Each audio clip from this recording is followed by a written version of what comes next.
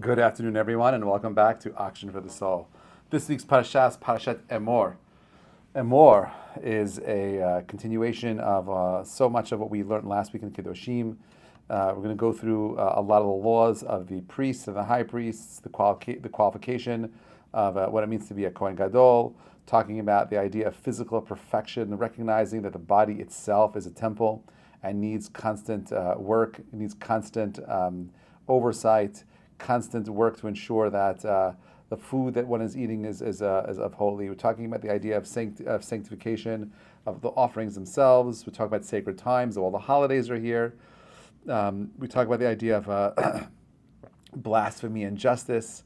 Okay, the son of an Israelite woman who goes out and curses God. Fascinating story at the end.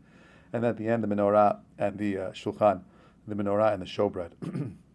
That's the whole entire parasha in a nutshell.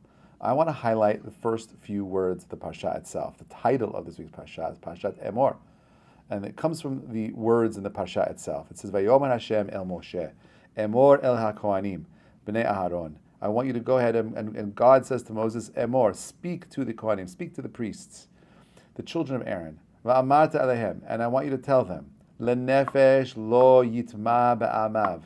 Don't defile yourself among the dead person." Okay, so let's just double click on this. First of all, what is it? Why does the parasha say Emor el haKohanim, right? You could just simply say Vayomer Hashem el Moshe, right? Daber el haKohanim, like it says in other times. Why are we changing the language here from Emor, from Daber to Emor? What is Emor? And then it says again, it says Emor el haKohanim bnei Aharon ve'amarta alehem, and then tell them, you already told me Emor. Why are you saying Amarta again? Rashi points out, it says, Emor al Kohanim Amar v'amarta. These two words, Amar v'amarta, he says, Lahazhir hagdolim haktanim. Okay, this word, this Hebrew word of Emor v'amarta, right, speak and say to them. I want you to know that there is a double expression, and that's there to give a little bit of an admonishment, to admonish the adults. The Kohanim are supposed to be responsible for the younglings, for the minors, that they should not contaminate with the dead. Okay? The whole entire parsha is called Emor. Right? It doesn't say Emor al Kohanim, which means that this is open to everybody, that this is not something that's unique just for the priests. The parsha itself is for everybody. That means you and I are meant to learn something specific and beautiful from this reading itself. So what are some ideas that you and I can walk away with to get some type of meaning, some type of a depth that is, I'm going to say, beautifully hidden in the text itself? So the Parsha says like this. Parsha says that you have a responsibility as an elder to impart something meaningful to the young. L'hazhir hagdolim gdolim al haktanim. Okay? It's talking about chinuch, education. Okay, so there's some aspect of chinuch that you and I, of Torah education, that we're supposed to learn from these psukim themselves. Okay, the primary rule of chinuch is that you as a teacher or as a parent are supposed to be a role model. Are you role modeling your ideals and beliefs? Right? You see this from Abraham, right? Pasuk says, "V'el haboker ratz Abraham v'ikach ben bakar rach v'tov v'yitan al hanar v'maher lasot oto." Abraham ran to the cattle, took the good calf, and gave it to the young one, and he prepared it. Abraham is getting up and doing his own work. He's not asking, if this is important to you, why would you hand it off to somebody else? Rashi writes that who was this young person? It was Ishmael. Abraham wanted Ishmael to prepare the meat for the guests, kedei lechancho b'mitzvot, to train him to do mitzvot. You know, I was in Great Neck several months ago giving a class, and they were talking about planning to arrange the tables, and we decided we wanted to rearrange the tables. So I started helping with the chairs, and the custodian there looks at me. He's like, "Are you a rabbi?" I'm like, "Yeah." He's like, "Well, why are you helping me with the chairs?" I said, "Because I need to lead by example. Like, how else? Like, I'm going to let you do all the work and tell my students that I just pass everything on? No, it's important to help always. How are we leading by example?" But notice over here that Abraham himself, he brought the calf. He didn't send Ishmael to get the calf, right? Because he wants to teach you, he did it himself. The ideal way of teaching anything meaningful and powerful, profound in Judaism is for you to do it yourself. L'hazhir gdolim ala ktanim. You could translate it like this maybe. L'hazhir gdolim. The adults' deeds should shine and influence ala ktanim on the younger generation. We are learning Perkei Avot during these weeks from the second night, from Pesach until Shavuot, 7 weeks. Okay, we're preparing for Matan Torah, and we learn Perkei Avot, chapters of the fathers, right? The book itself, the Mishnayot, are there to teach you Yirat Shamayim, Midot, conduct, and what do we call the book? We call it Avot, because the most effective way a parent can give over the Midot is, and Yirat Shamayim, is by being a living example of them. You have to live it. Chazak, the Gemara tells us that Avraham Avinu had a coin, and on the coin he had he minted his own coins. I actually thought about minting my own coins, and he had a coin, and on one side of the coin there was an old man and an old woman, on the other side was a young man and a young girl. The old man and the young are on opposite sides of the same coin. Why? Because the young are influenced by the old. The way the parent acts is how the children will become. They're on the same exact coin because although they are at different stages in life, they influence one another. They're interconnected. This is what it means to teach with words. The word emor is to speak softly. Daber is to speak more rigidly, more harshly. Hu haya omer, right? We say in the Mishnah all the time in Perkei Avot. He would say, can explain, right? Hu haya omer. This is what he spoke. This is what he lived. These were his teachings. These were the words, the examples that he lived by. All those rabbis that are found in the Mishnayot in Perkei Avot they're not just saying random things. They're expressing ideas that are reflective of their reality. That was the world that they lived in. They expressed the best parts of themselves. The Mishnah is saying, this guy, he lived that.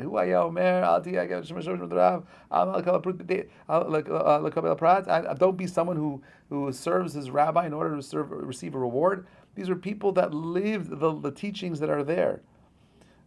There's a story of a poor non-Jew, and he heard how there were Jews that were going around the synagogues on Shabbat, and they would collect money, mincha, ma'ariv, arbit, whatever it is.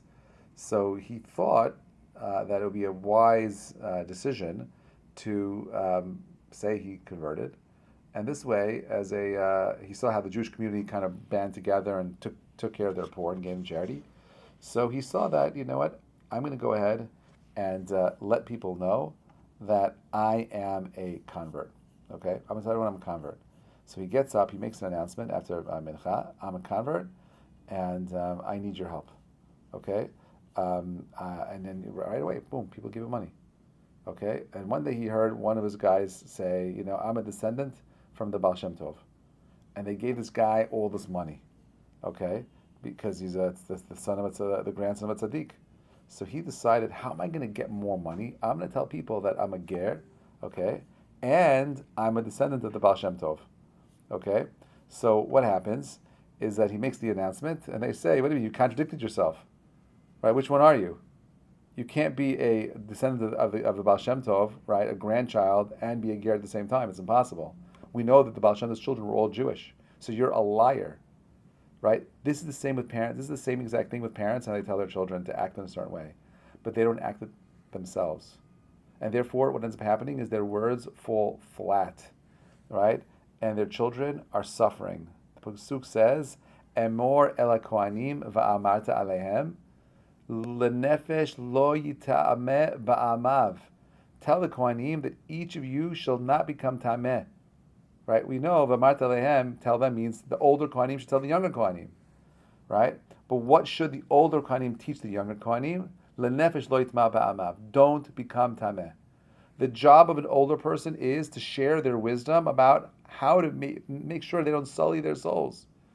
Make sure that they don't get lost in a world of endless scrolling on internet, unfiltered, and movies and this and that. You can walk out into the world over here, okay, we're in Manhattan, okay, and you could see a whole entire city of endless opportunity, of endless things. You can be distracted for the rest of your lives doing who knows what. Okay? And therefore, the advice that the old are supposed to impart to the youth is to recognize that you have a beautiful soul and you have to do whatever you can to preserve it, to maintain it, so that you can reach a level of chokhmah, reach a level of wisdom. How do we influence our children? Right? So the answer is Emor el hakohanim b'nei Aharon. Tell them that they are kohanim. Right? We say we are all b'nei Aharon. The way we tell our children to be holy is that they are the descendants of tzaddikim. You come from great people. You have a unique story. You have something profound and special that only you could accomplish in this world and nobody else. So much of what we see today on campus, in the world around us, there are stores on the Upper East Side that had their kosher restaurants whose windows were broken yesterday. Right? This hatred, all this, it all comes from one thing. The world around us does not understand Kedusha. And if our children are not taught to recognize Kedusha, they're not taught to see the beauty in being separate, but yet responsible, separate and integrated. Recognize that, yes, I'm allowed to have my own ideas. I'm allowed to have my own beliefs. It's okay that we disagree, but I still have to respect humanity. But if it's not clear to me as to what I am meant to do, who I am meant to be, we will be lost. You have to give children explanations. You have to give them words so they could know how to articulate, how they could respond. If you don't teach them, you don't show them, the world around us will define their reality for them. You don't want that, and I don't want that. I don't want to live in a world where my environment dictates to my children what it means to be a good Jew. I need to be a person who says, I understand that it is my responsibility, and therefore, my children, these are going to be issues you're going to fight with. You're going to have people come to you on campus. Okay, how do you respond to anti-Zionism on campus? Are you able to articulate a proper argument to your children? Because if you can't articulate to your children, how do you expect your children to be able to articulate it? If you don't feel like it's important enough for you to invest time in understanding, you're in trouble. Many years ago, there was a father who comes to the rabbi and says, hey, I don't understand, Rabbi. My son is going out with a girl named Christina. He went to the same yeshiva as that other guy sitting over there. I prayed with that guy for the last 25 years. Our kids went to the same school, same everything. How did I mess up? So he's like, I don't know. I have a few theories, ideas. You tell me which one makes the most sense. When you wake up in the morning, you say to your son, you have to go to shul. You got to go. And his son hears it and says, okay, I'll go. I have to go. And at some point, the young kid grows up and says, you know what? Dad had to go to shul, but I don't have to. He had bad nightmares. He had went through all kinds of hardships in the old world that he came from. Me, I'm out. Your grandpa had a long beard here. I'm going to grow my hair out this way. I'm going to do all kinds of, whatever they do, I want to do the opposite. Okay? That's when you grow up in a family that does things because they have to. However, the rabbi says, this other kid, his father, I know, gets up in the morning and he doesn't say, I have to go to shul. He says, I love to go to shul. I love to do these things. And he starts to dance. When a young child sees a parent excited about something, you don't think that kid's going to be excited about it? How many parents love cars? Dads, I love cars, right? I'm going to take my kid to the car show all the time.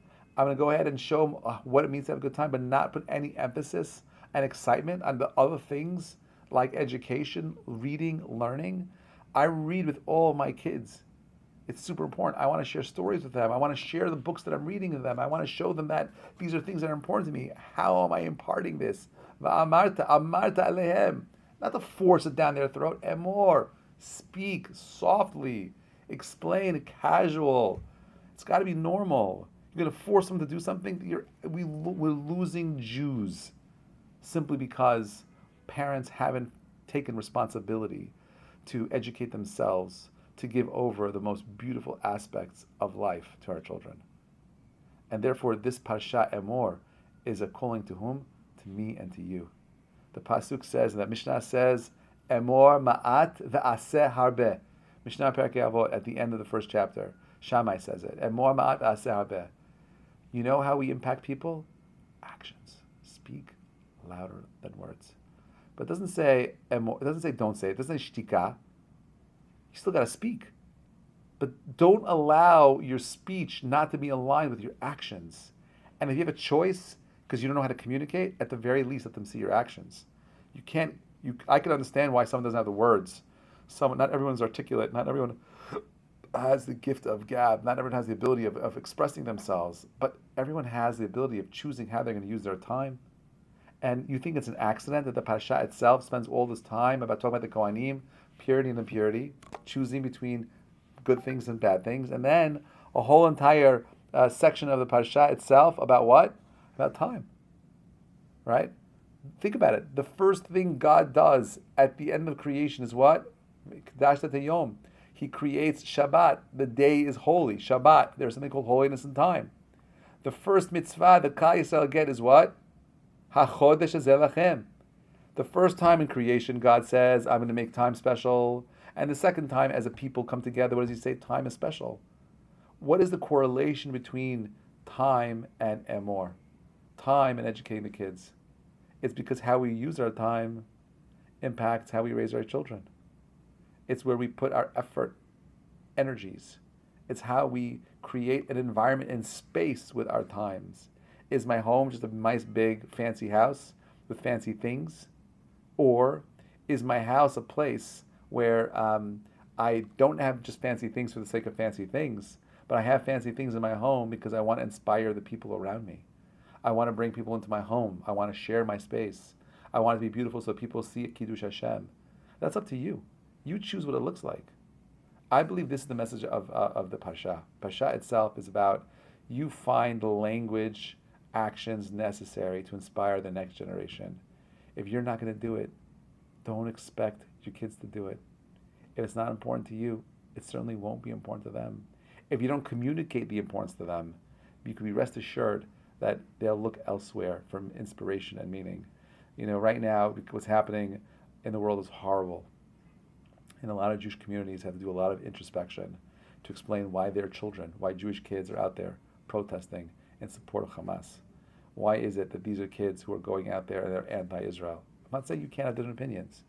It's a whole other thing to incite hatred against your own people. We're the only people that do this, by the way. We are self-destructive in this way. We become so self-righteous because we're always talking about issues and how to fix the issues and how to solve the problems. But we don't ever spend time teaching our children to find the humility necessary to be the better, greater human beings. And this is what this Pasha is about. Emor means, I'm humble. Hashem says, you want to have a legacy? You want to leave a legacy over? Well, what are you doing to communicate those ideas to the next generation? This guy standing, he was the ultimate expression of, Emor ve'amarta, speaking softly and doing. The guy changed the world. He loved Jews, right? He wasn't just an idea. Children. Am Yisrael were his children. My bracha to each of you is that you are able to be blessed with the gift of speech and action, to recognize that it's a little bit of time and effort to know how to speak about something meaningfully. You should live life with an excitement for your Judaism so that it becomes infectious and the next generation is able to pass it down to their children. Because all of us are here because we had a parent or a grandparent or an aunt or an uncle that was super excited about being Jewish. The only way it works for the next generation is if we do it for our children. Shabbat Shalom, and thank you so much for listening.